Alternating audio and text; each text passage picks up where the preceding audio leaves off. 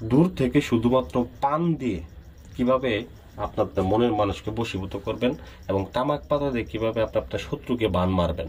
তো সেই এক বিদ্যা আপনাদেরকে দিতেছি। এই বিদ্যার মাধ্যমে শত্রুকে বানও মারতে পারবেন এবং কি মনের মানুষকে কাছেও আনতে পারবেন। তো কিভাবে কাজটা করবেন পূর্ণাঙ্গ নিয়ম আমি আপনাদেরকে ব্যাখ্যা করতেছি।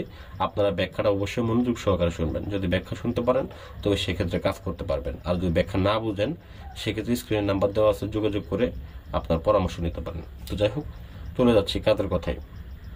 প্রথমত বলি, বিশ্বাসে মিলাই বস্তু তর্কে বহুদূর।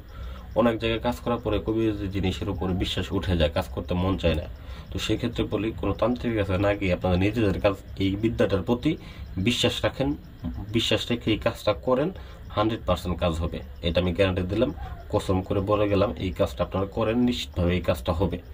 তো কেমনে কাজটা করবেন সেটার জন্য আপনাদেরকে বশীকরণ কাজ যদি করেন সেটা আগে ব্যাখ্যা করি। তো বশীকরণ কাজের ক্ষেত্রে আপনাকে প্রথমত এই যে নকশাটা দেখতেছেন, এই নকশাটা দুইটা পানের উপরে অঙ্কন করতে হবে। দুইটা পান নেবেন, সাধারণ পান নিয়ে সেই পানের উপরে এই নকশাটাকে অঙ্কন করবেন। অঙ্কন করার পরে ভিউয়ার্স, অতঃপর আপনার যে কাজ সেটা হচ্ছে ওই যে আপনি যাকে বশীভূত করবেন তার নাম লিখবেন এবং কি আপনার নাম লিখবেন। লেখার পরে এটাকে সুন্দর করে এই তামাক পাতাটা, এই পান পাতাটাকে সুন্দর করে আগুনের ভিতরে পুরাবেন। পুড়িয়ে যে ছাইগুলা হবে ভিউয়ার্স, এই ছাইগুলো আপনার ঘরের দরজার মধ্যে পুঁতে রাখবেন।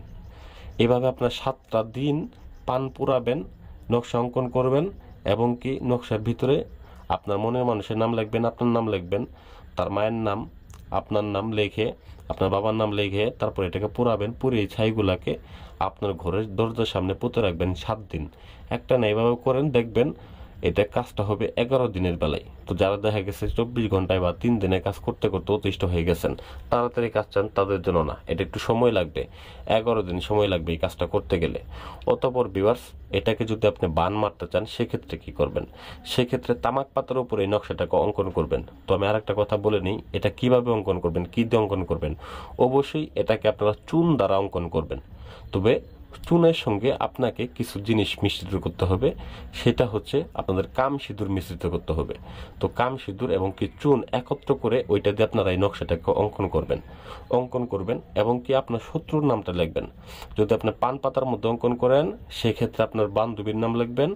আবার যদি আপনি তামাক পাতার মধ্যে অঙ্কন করেন সেক্ষেত্রে আপনার শত্রুর নাম লিখবেন। লিখে সেই তামাক পাতাটা আপনারা পুরাবেন, একটানা 7 দিন পুরাবেন। এবং কি বশীকরণের ক্ষেত্রে আপনার দরজার মধ্যে পুঁতেছিলেন, এখন বান মারার ক্ষেত্রে এটাকে আপনাকে যাইতে হবে কবরস্থানে সেই ছাইগুলাকে পুঁতে দিতে হবে। তবে অবশ্যই যখন তামাক পাতার মধ্যে অঙ্কন করবেন নকশাটা, ওই সময় শত্রুর নামটা, শত্রুর ঠিকানাটা, শত্রুর বাবা মার নামটা সুন্দর করে লিখে দিতে হবে। তো এখানে নাম যদি ভুল করেন তাহলে কাজ হবে না। তবে এটাকে সিম্পল মনে হলেও এই কাজটা আসলে অনেক কার্যকরী এবং অনেক পাওয়ারফুল একটা কাজ। এই কাজটা মিস হবার না, আমি অনেকবার করেছি, ফলাফল পেয়েছি, আপনাদেরকে দিতেছি। তো বলবেন যে ভাই এরকম ফলাফল আসলে কি পাওয়া যাবে? হ্যাঁ, অবশ্যই পাবেন। আপনারা এটার প্রতি বিশ্বাস রেখে, মনে একটা শক্তি বল রেখে তারপরে কাজ করেন।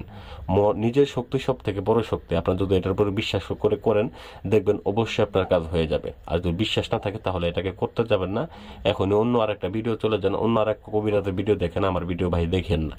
তো যাই হোক, অতঃপর এটাকে পুরো ওই কবরস্থানে যখন পুঁতে দিবেন তামাক পাতাটাকে, ওই সময় এরকম ভাবে 7 দিন যখন পুঁতে দিবেন, ঠিক 11 দিনের মাথায় দেখবেন ওই ব্যক্তি যেইখানে থাকুক, যে অবস্থায় থাকুক, সে হঠাৎ করে পড়বে, হঠাৎ করে মারা যাবে। 11 দিনের মাথায়, ঠিক 11 দিন নখ দিয়ে গুনবেন, দিন গুনে দেখবেন যে 11 দিন মারা গেছে কিনা। যদি না মারা তা কমেন্ট বক্সে আইছি আমাকে বলে যাবেন, ঠিক আছে? আর যদি আপনারা না করতে পারেন সেক্ষেত্রে আমার সাথে যোগাযোগ করবেন, আমি ইনশাল্লাহ করে দেবো আপনাদেরকে। একদম সহজ নিয়ম যেটা, সেটা আপনাদেরকে দিলাম। তো এগুলা কাজ দেখা যাচ্ছে এদেরকে বলা হয় হচ্ছে তদবির। এই তদবিরগুলো আপনাদেরকে দিলাম, নকশার কাজগুলো আপনাদেরকে দিলাম। আপনারা যারা অন্যদেরকে মানে আর বিশ্বাস করতে পারতেছেন না বা কবিরাজের জগৎকে ভুলে দিতেছেন তাদের জন্য দিলাম। যারা আমার অনেক ভক্ত আছে, অনেকে বলেন যে গুরু আমাদেরকে এরকম একটা ভিডিও দেন, তো তাদের ক্ষেত্রে দিলাম। ইনশাল্লাহ তারা কাজ করেন এবং কামিয়াব হন। তো ধন্যবাদ সবাইকে। আশা করি ভিডিওটা ভালো লাগবে অবশ্যই লাইক করবেন এবং চ্যানেলটাকে সাবস্ক্রাইব করতে ভুলে যাবেন না। ধন্যবাদ সবাইকে।